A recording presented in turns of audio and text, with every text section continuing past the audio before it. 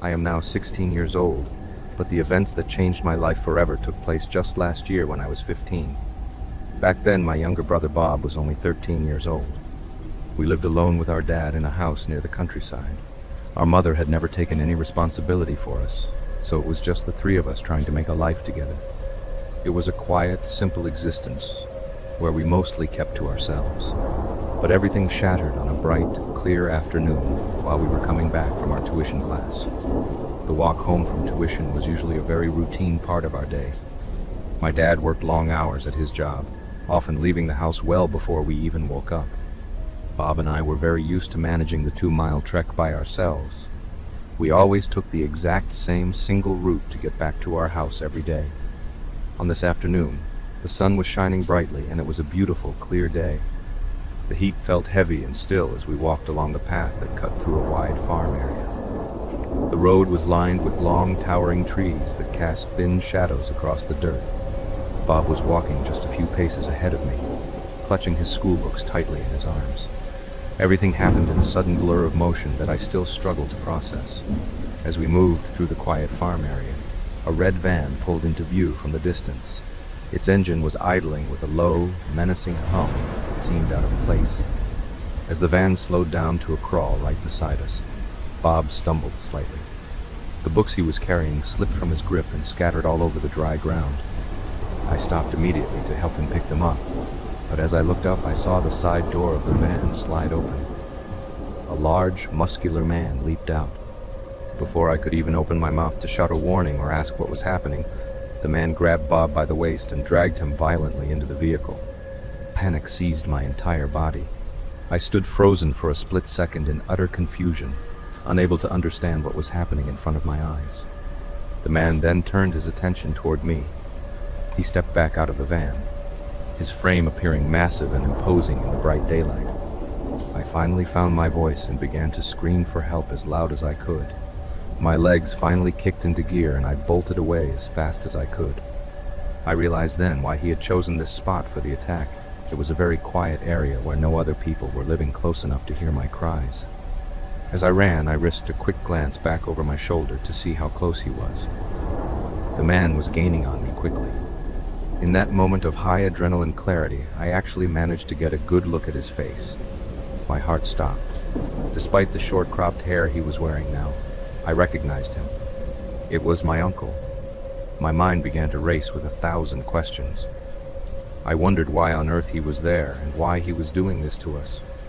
I knew for a fact that my uncle had been in jail, so I could only assume at the time that he had been let out on parole. I tried to scream out his name, asking him through my gasps for air why he was doing this, but he remained chillingly silent. He was far too fast and much too strong for a 15-year-old boy to outrun for very long. Within seconds, he had caught up to me. His heavy hands pinned my arms tightly to my sides, cutting off any chance of escape. He dragged me back toward the red van. He threw me inside the dark interior right next to my terrified brother. He slammed the heavy doors shut, and the van sped away from the farm area. Later that evening, my dad returned home from work only to find the house completely empty. When he realized we were nowhere to be found, he became frantic. He eventually began to piece together the truth of what might have happened. He went directly to my mother's house, suspecting that she was involved in our disappearance. When he arrived there, he found exactly what he feared. We were there with her. It turned out the entire kidnapping incident had been orchestrated by my mother. It was all her idea to have our uncle snatch us off the street. The police arrived at my mother's house shortly after my dad did. However, before the authorities could take us back home, my mother insisted on a strange request. She wanted to speak to Bob and me separately in private. I still do not know exactly what she said to my brother behind those closed doors, but I could tell that something in Bob changed fundamentally that day. When the time finally came for us to leave and go home, Bob did something I never expected. He flatly refused to go back home with my dad. Even when my dad reached out to take us, Bob stayed by our mother's side. The police took my uncle back to jail immediately. They charged him with kidnapping, and his situation was made worse because of his extensive past criminal records. My mother stayed in her home.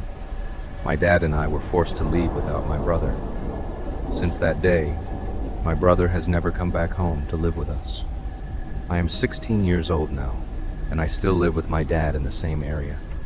Every day I think about that walk home. The sun still shines on the farm area and the long trees still line the road, but our family was never the same after that afternoon. I often look at the empty space where Bob used to be and realize how quickly a single sunny day can turn into a nightmare that never truly ends. In high school, I was on the volleyball team, and despite being pretty good at the game, I was always the center of jokes for being lean by the muscular guys on my team. Though I always laughed at the joke, it stung like a bee. One day I was standing there with my so-called friends, minding my own business, when I overheard Marty comment on my legs being similar to those of a flamingo. Before I could even react, he and Pablo erupted in laughter, as if they had just heard the funniest joke in the world. But the joke was on me, because they didn't even need to mention my name for me to understand that they were talking about me. The hurt and embarrassment I felt were overwhelming. I couldn't bear the thought of staying in that locker room, so I fled without even bothering to change into my team uniform. I turned off my phone so no one could contact me and ran to a nearby park, where I sat on a bench for hours, lost in thought. All I could think about were the insults and cruel words they had hurled at me. It was clear to me that none of them had ever cared about my feelings. It was then that I made a decision. I would show them that I was more than just a target for their jokes. I would join the gym and work on my appearance until I was strong and confident. They would see that their words had no power over me. My neighborhood had a gym, so I decided to go there. However, the thought of being ridiculed by my friends for my physique if they saw me there made me dread the idea. To avoid such embarrassment, I planned to go there right before closing, hoping no one would be there. Upon entering the gym, I was greeted by the sounds of clanking weights and the smell of sweat. I noticed a female instructor aligning the equipment and putting it in their places. She seemed to be the only instructor present at that time. With a hesitant approach, I walked over to her piercing gaze making me uneasy. After scanning me from head to toe, she finally spoke, her voice laced with skepticism. She explained the timing and membership plans, but her tone made me feel like an outsider. Although I wanted to try out the gym first before deciding if I wanted to continue with my membership, I couldn't muster the courage to say it out loud. It felt like the instructor had already decided about me, and I didn't want to give her any reason to think less of me. Eventually, I did what she told me to do before exiting the gym, feeling disappointed and demotivated. As I walked away from the gym, I couldn't help but notice a group of young men around my age giggling and playfully pushing each other as they made their way inside. I wondered if they were there for the same reason as me. Nevertheless, I didn't pay much attention and continued walking. Determined to stick to my routine, I had planned to hit the gym at the crack of dawn, 6 a.m., to be precise. So I woke up half an hour before my usual time, took a warm and refreshing shower, put on my most comfortable workout clothes, and set off towards the gym, feeling energized and ready to start my day. Upon arriving outside the gym, a sense of excitement pulsed through me. I had been looking forward to this day. However, my excitement quickly turned to dismay as I was met with a male instructor who informed me that the gym was closed for the day. I turned to find the disappointment etched on the faces of the other gym goers around me too. Suddenly, the sound of police car sirens filled the air, causing everyone to freeze. 2 officers emerged from the car and walked briskly towards the gym entrance. They gave us a stern warning to leave the premises immediately. Confusion and shock washed over me, wondering what could have happened to cause such an abrupt halt to our workout plans. I walked back to my house with confusion still swirling around in my mind. I went about getting ready, but my heart wasn't into it, for I couldn't shake off the feeling that something was off. The sight of police officers outside the gym was still fresh in my mind. Suddenly, my phone rang, and an unknown number appeared on the screen. I hesitated before answering, but something inside me urged me to pick it up. The voice on the other end introduced himself as Officer Kenneth, his tone serious and stern. He asked me to come to the police station immediately without explaining. My heart started pounding with fear, even though I couldn't think of any reason why the police would want to talk to me. While approaching the looming police station, my heart pounded with anxiety and confusion. The officer's stern and unreadable expressions only added to my unease.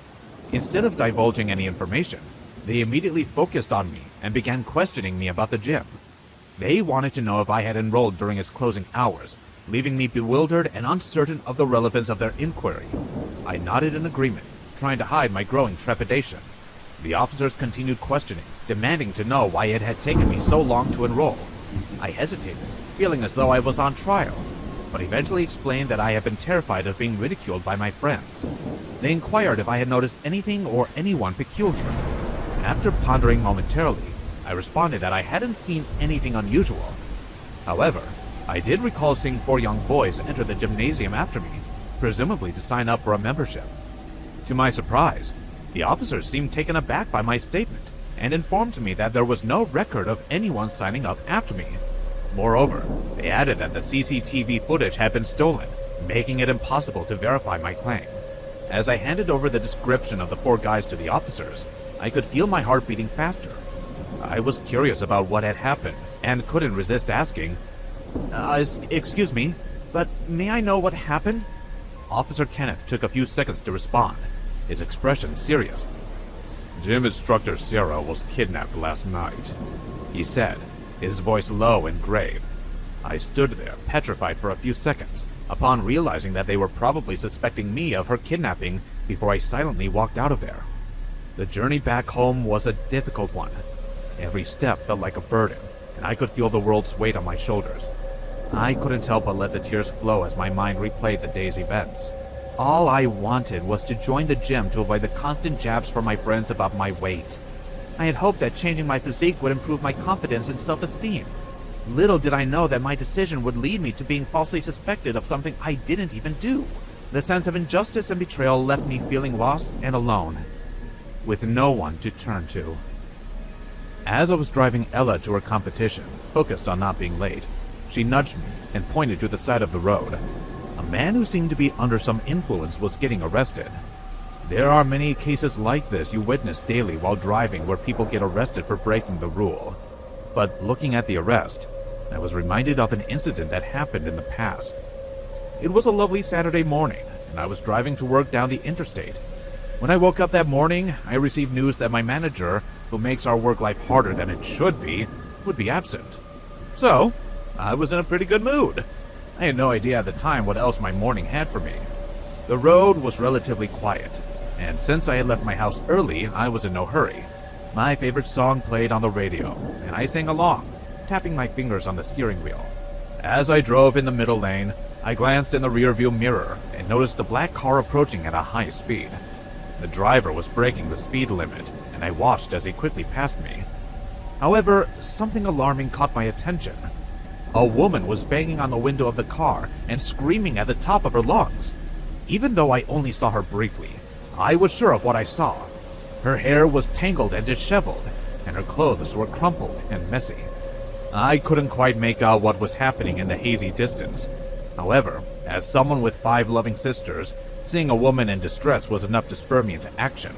A sudden wave of determination washed over me, and without a second thought, I stepped on the gas and surged towards the black car.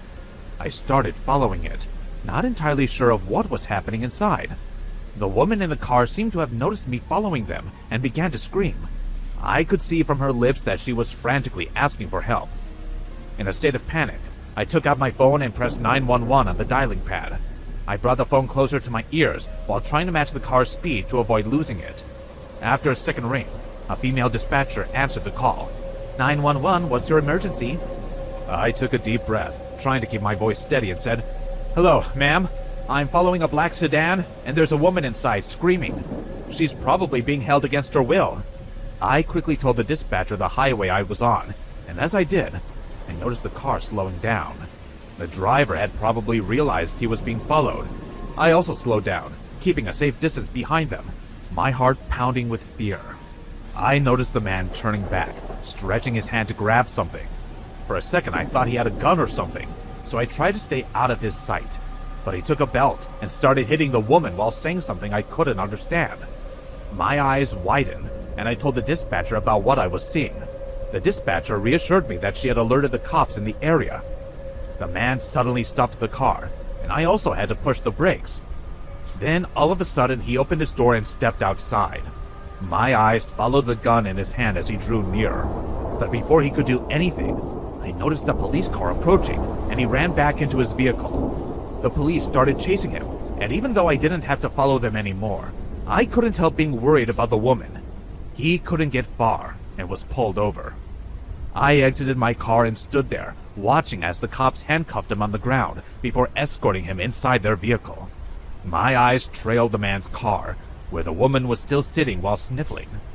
One of the cops approached her and asked if she was okay before they asked what was going on and if she knew the man. The woman started wailing as she began to tell everything, but no one could make out her words, so the cops offered her water and tried to calm her down before questioning. After about half an hour, she finally stopped crying and started telling them what happened. That morning, when she was getting ready for work, someone knocked on her door. She went there to open it, and when she saw it was her ex, she told him to go away since she didn't want anything to do with him. But he pushed his way inside and grabbed her by the hair before he started beating the shit out of her. Eventually, he knocked her out, and when she was unconscious, he loaded her inside his car and started driving to God knows where. When she finally regained her senses, she started banging on the window and asking him to let her go, but he kept hitting her and telling her to shut up if she didn't want to die. He told her he didn't want to let her go, but since she was stubborn about getting away from him, he had no choice but to do this to her. That was when I noticed her screaming.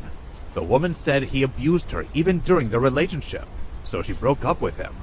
I was asked to give a statement that day, and since I had the recordings of the phone conversation with the operator, I gave them to the detectives a week later. I hope to know the case's progress, but haven't heard anything since.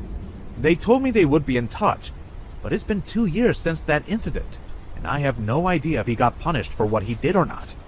I'm glad I followed them that day, because that creep would have done something unspeakable to her if I didn't. Even the thought of something like that makes me shudder with horror. Ella, can you promise me something? I asked her as she was about to exit the car. What? She asked hurriedly. Tell me whenever you meet a guy and think about dating him. She rolled her eyes at my words. You've told me this 1,000,000,000 times, Alex. Don't worry. I won't fall for a bad guy. After saying this, she walked out of the car. There are all kinds of psycho people in the world. I feel horrible for those who meet them and end up suffering because of them. That was why I'm cautiously overprotective about my sisters, for I never want them to get hurt. My name is Cameron Wheeler, and I'm 26 years old. The incident I'm going to tell you about happened with my sister, who is no more. During this incident, she was killed, but it was her own fault, and just with her little mistake, she lost her life. Her name was Maria, and she was 3 years younger than me. I was the eldest son in the family, Arian was the youngest, and in the middle was Maria. Our parents owned a fabric shop in the nearby market area, and they were always busy with their work. It doesn't mean they didn't love us. They do, and always tried their best to provide us with suitable time. But what can I say? After all, work comes first. I understand them. What they were doing was for the sake of all three of us. I was working in a small game development company, but since I was a newbie, my income was not that much. I had to live a little far away from the birthplace of my work. I rented an apartment, which was not good enough, but I had to adjust because that was the best I could afford with my income. After I was gone, Maria and Arian were alone at home until Mom and Dad arrived from the shop. Maria was in her final year of graduation, and Orion was much younger, and he was in his schooling age. Mom and Dad bought a phone and gave them to Maria in case of need as they were alone at home. Everything was going well, and Maria fell in love with the guy whom she matched with on Instagram. We had no idea for how long she had been in a relationship with them. She never kept anything secret from me except this one. One time, Arian secretly called me and told me about Maria, that she used to chat with someone the whole day long and sometimes video call also. She was my younger sister, but she was in her adulthood also, so I decided to clear the whole thing with her. One particular day after my office hours, I called her and asked about the guy. She told me about everything. His name was Jason, and he belonged to a rich family. I should have stopped her right there and inquired about that guy also, but that was the biggest mistake I made. I thought it was just for some time, and she was right. Then there was nothing wrong with that guy. I didn't put much thought into this matter and let it go. Everything was going well, but after a few months, she always seemed stressed out and depressed. She always sounded low and never told me anything about her problem, even after asking repeatedly. One day, I got a call from an unknown number. I received it, and it was Arian. He was a little tense because it was already evening time, and Maria hadn't returned back from her college. I tried to call her again and again, but her phone was switched off. I was tense about her. I called my parents and explained to them the whole situation. They closed the shop and ran back home. They inquired about each and every friend of hers, but no one knew about her. In fact, we got to know that Maria was not going to college for about 10 days. This was when I started to doubt. She always left home saying that she was going to college, but she never reached there then. Where in the hell was she going regularly? We were getting worried about her. My mother started to cry. We decided to go to the police and file a missing report, but before we went, I got an anonymous call on my number. It was some guy who said to me that he had kidnapped my sister and blackmailed me for ransom. He also asked me not to dare to go to the police or he would kill my sister right that instant. We all were scared, so we didn't go to the police. My father ran to the bank to arrange the money, and I also did the same. I had some savings which I had kept in case of an emergency. We took all the money she demanded and left it in the place he asked us to. My father and I were standing a little away from that spot and were waiting for the money. The kidnapper called me and asked me to return home. I asked about my sister, and he said that she will arrive tomorrow morning safe and sound. We had no option but to believe him, so we did. But she didn't return the next morning. I kept on calling on that anonymous number, but the number was out of reach. We understood that we had been cheated. We both ran to the police station and explained the whole situation. They asked me to give them the kidnapper's number. They traced the number and found the last location in just a few minutes. They asked us to accompany them. After about half an hour of driving, we reached the spot where his phone was traced. It was an old warehouse in a totally deserted area, a little far from the town area. The cops asked us to stay in the van and sneaked inside with guns in their hands. I was getting impatient and didn't know why, but I had a strong feeling that something was not right. After a few minutes, one of the officers returned back to us. He asked us to come with them inside. I asked him if they found Maria, but he told me to come with him and see for myself. My dad and I went inside the warehouse. We saw that the cops were standing there. After we reached them, they spaced out, and what I saw almost took my soul out of my body. It was my sister, and she was in pieces. There was blood all around her, and her body parts were cut into several pieces. My dad saw all this and passed out. Suddenly, the cops heard some noise and went on alert. They pulled me and my dad into a corner and left Maria as she was. There were two guys who entered the warehouse from the back door. They didn't have any idea that the cops had already reached there. They came there with a bag in their hand and started packing Maria's body parts into it. I was there all along, watching all this, but I couldn't see this brittleness for long. I pushed the cops and ran to them screaming loudly. I jumped on both of them and started beating them. The cops came and caught them red-handed and took me away from them. I was filled with rage, and I wanted to kill those bastards who did this to my sister. The cops somehow managed to calm me down and took us all back to the police station. They put those kidnappers behind the bars and started beating them until they accepted their sins. He was none other than the guy whom Maria fell in love. They accepted everything and told us about everything they planned. They told us that it was Maria who planned her kidnapping to get money from her own family so that she can marry Jason and they could leave this country. But she had no idea that it was Jason's plan all along to force her to plan her own kidnapping. And once he got the money, he killed her and was about to flee this country without getting noticed. After more investigation, he admitted the whole planning of his crime, along with other extortions, like making money from her clients when he was an escort. They got the punishment for their crimes, but in this whole mess, the worst thing was that Maria lost her life to a guy who only played with her for money. Born in London, England, 14-year-old Hannah Williams was living her life normally. Her parents got separated when she wasn't even born. After giving birth, her mother raised her alone as a single parent. Hannah was fond of fashion, and she loved to go shopping in Deptford area where she often went for shopping, so the market traders knew her very well. And on the 21st of April 2001, she went window shopping in Deptford after telling her mom, but little did she know that this could be her last trip. Minutes after leaving home, Hannah received a phone call, but after that, she disappeared. She was also supposed to meet a friend in the evening, but she never showed up. Hannah's mother, Bernadette, called her cell phone multiple times, but she did not answer.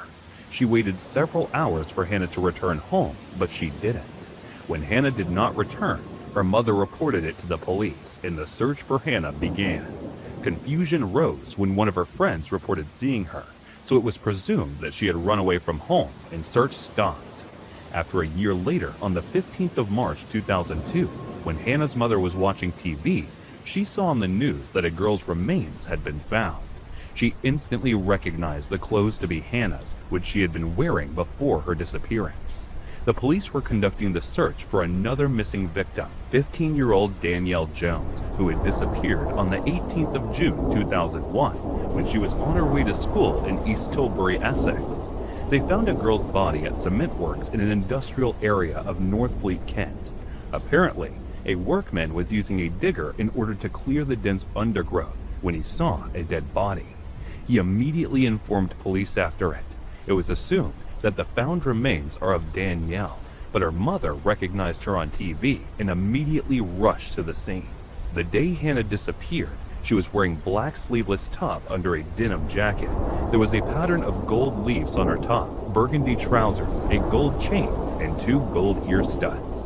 The final DNA reports, even after post-mortem being inconclusive, confirmed that the found body is Hannah's. Media was silent for a few days, but then again, they started reporting that it is possible that the found body could be of Danielle Jones, the 15-year-old middle school girl who was gone missing a year ago. During the investigation, police found that right after she went to the shopping trip, Hannah received a phone call by the phone of a woman named Mary Scollin. The woman had an affair with Hannah's father and had been her friend after that. She was living with a man named Robert Howard back in 1999. That was when she introduced him to Hannah. He had previously been involved in multiple sex crimes and had a record about it, and Scollin had no idea about that. 8 days after the discovery of Hannah's dead body, police arrested Robert Howard on the 23rd of March 2002. According to a site, Mirror Online, police believe that Howard lured Hannah using 13-second call by Mary Scollin's device. Howard abducted her and raped her. When Hannah fought back in attempts to free herself from him, he strangled her by a blue rope. After killing Hannah, Howard wrapped her body in a tarpaulin and threw her in a tunnel in the abandoned Circle Cement Works in Northfleet. The blue rope was still tied around her neck when the body was found. Miss Scollin did not know about the crime history of her new boyfriend Howard, and when Hannah went to see her at her home on Montagham, South London, Hannah encountered Howard and was introduced by Miss Scollin. After Hannah Williams' body was discovered and Robert was arrested on the 23rd of March 2022, the trials began, and during the trial, his sex criminal history was revealed. He had been a sex offender of several cases throughout his life. Robert Howard was born on the 20th of April 1944 in a village named Wolf Hill in County Loyalist, Republic of Ireland. His first conviction was at the age of 13 for burglary. He attempted to rape a 6-year-old girl in London at the age of 19.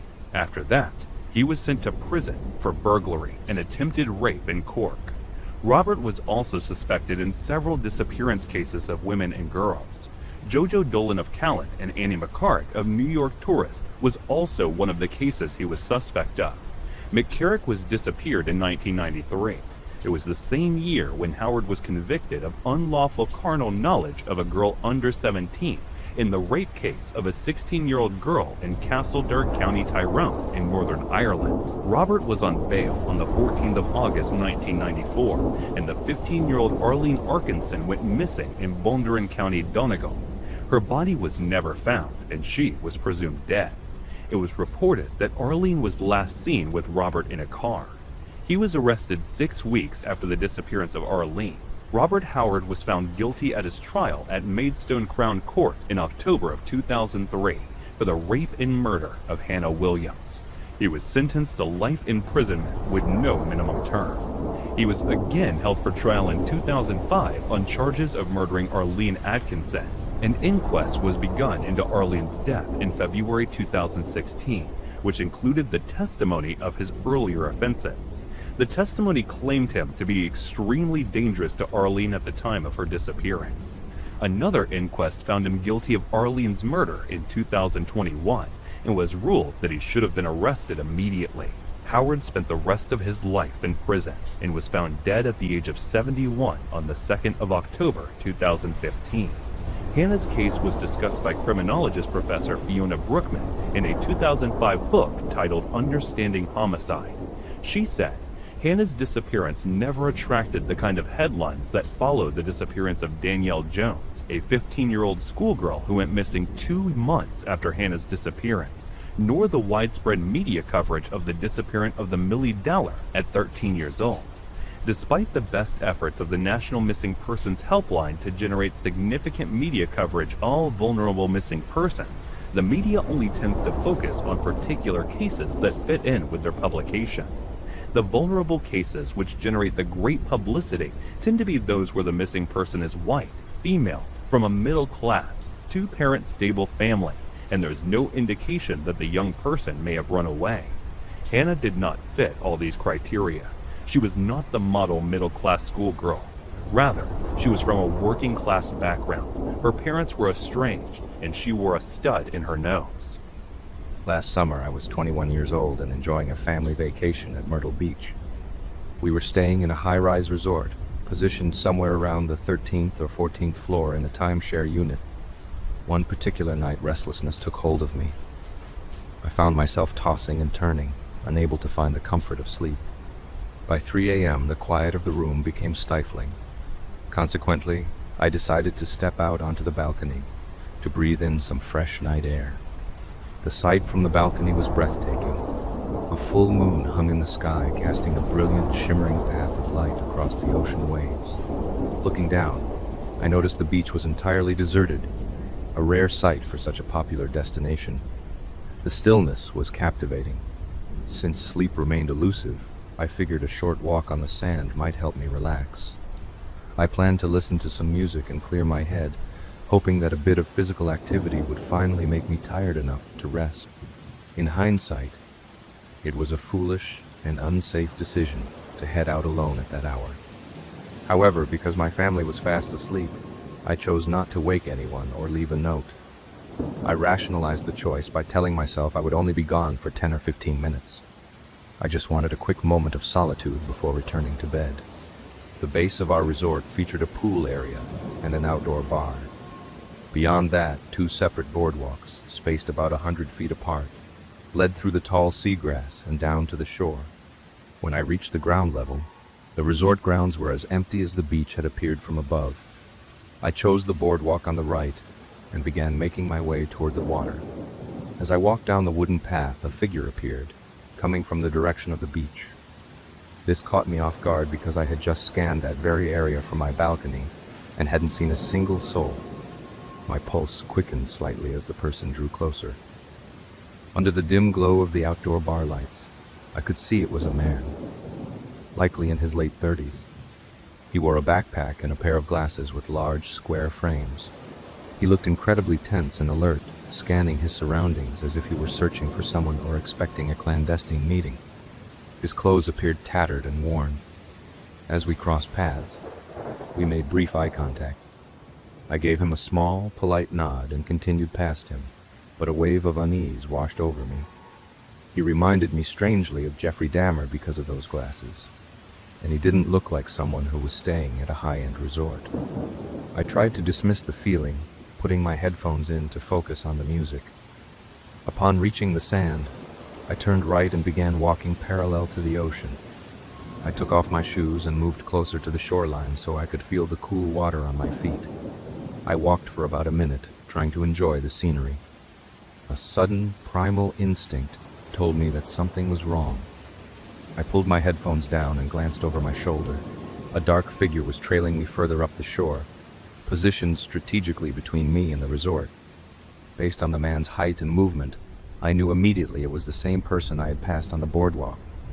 Panic began to set in, and my mind flooded with every horror story I had ever heard.